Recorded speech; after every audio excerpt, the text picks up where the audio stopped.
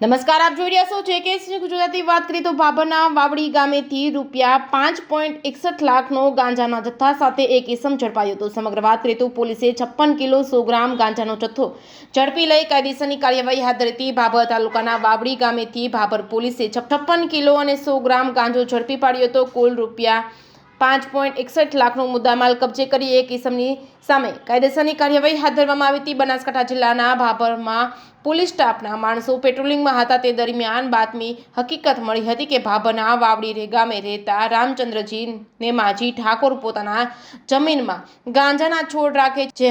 હકીકત આધારે પોલીસ સ્ટાફના માણસોએ રેડ કરી તપાસ કરતા 56 કિલો ને 100 ગ્રામ ગાંજાના છોડ મળી આવ્યા હતા. જેથી પોલીસે ₹5.61 લાખનો મુદ્દામાલ કબજે કરી રામચંદ્રજી નેમાજી ઠાકોર રહે વાવડી તાલુકો ભાભર સામે ગુનો નોંધી કાયદેસરની કાર્યવાહી હાથ ધરવામાં આવી છે.